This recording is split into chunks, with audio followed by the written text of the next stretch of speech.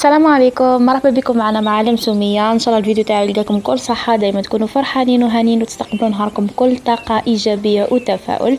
اليوم حبوباتي كما تعرفوا دايما نوصي على تبكار الصباح. انا اليوم نط بكري كما تعرفوا، راح نشارك معكم واش درت في هذا اليوم صباح للعشية. كما راكم تشوفوا اليوم انايا دائما نحب نوض بكري، كاين هادم الحمامات نحب نمدلهم ياكلوا ومن بعد يعني نكمل شغلي. كما راكم تشوفوا انايا غير جات العين رحت للجنان نسقي. كما راك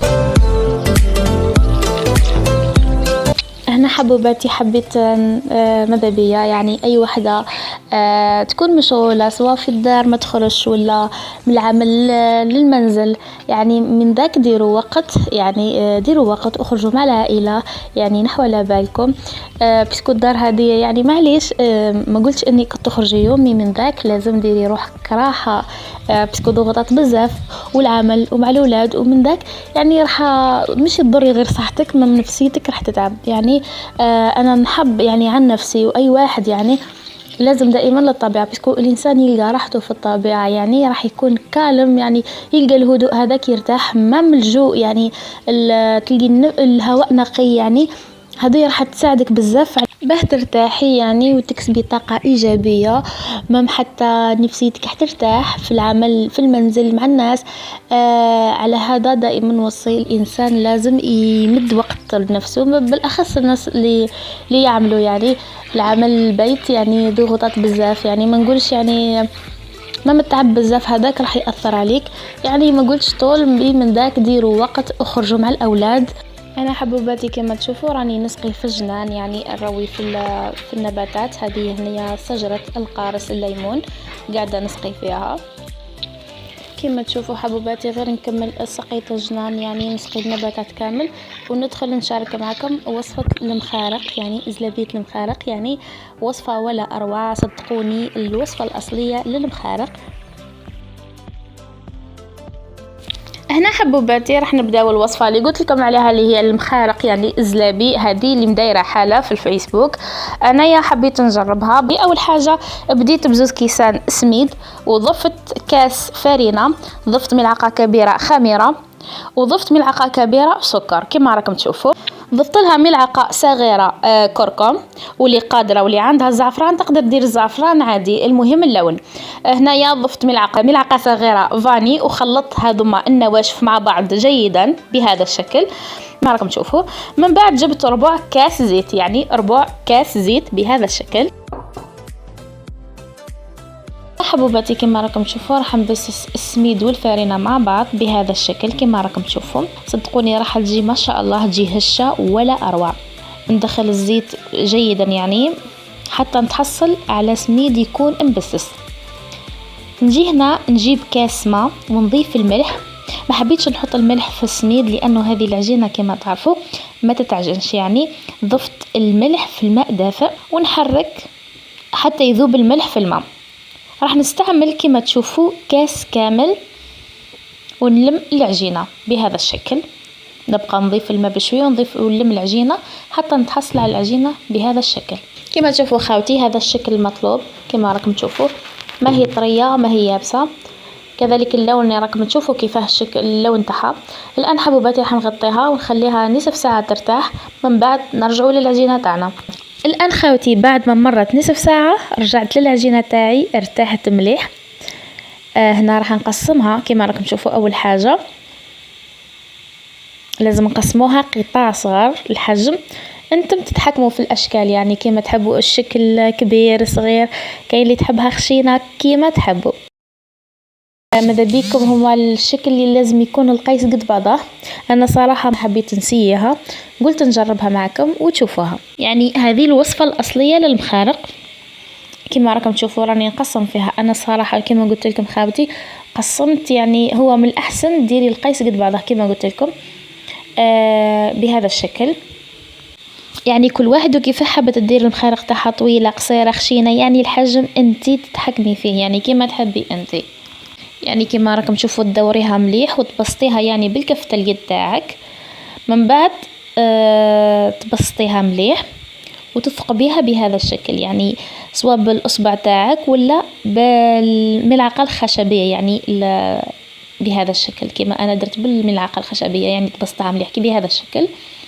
ومن بعد تجيبي الملعقه الخشبيه وديري 4 ثقب بهذا الشكل.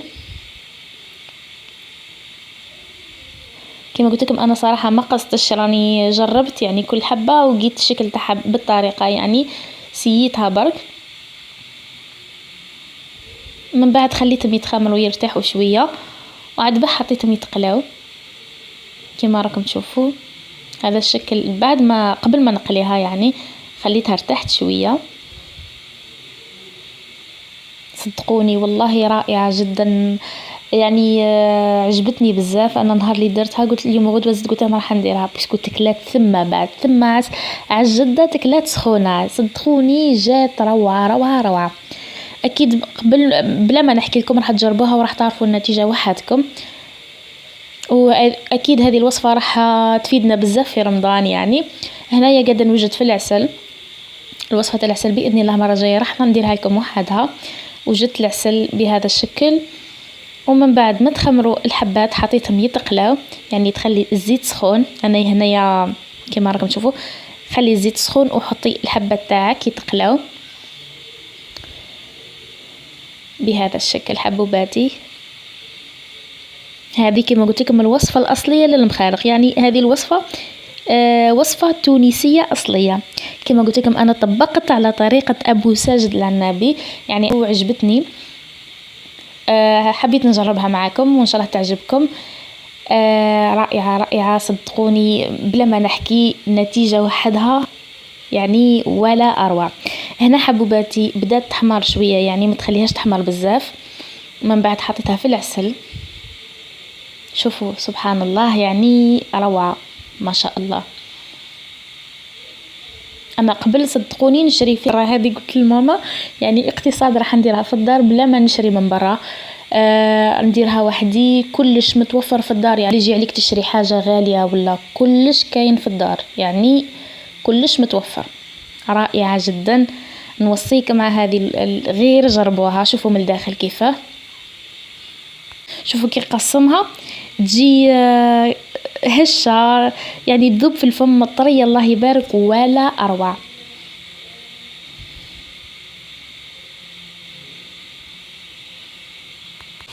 احنا لازم نقسم معكم هذه وتشوفوها من الداخل. شوفوا طرية روعة روعة روعة الله يبارك طوب. شوفي راهي سهلة بزاف، وراهي كما قلت لكم المكونات كاين في الدار، غير جربيها وما تبخليش روحكم ما تبخليش ولادك في رمضان. نقول لكم غير هذه ما كلاه تشريو، ديروها في البيت. يعني كما قلت لكم الوصفه هذه راهي اصليه، يعني ما شاء الله جربوها خاوتي وما تندموش عليها. واكيد خاوتي كما تعرفوا ما بقاش بزاف ويدخل علينا شهر رمضان، شهر الرحمه والغفران.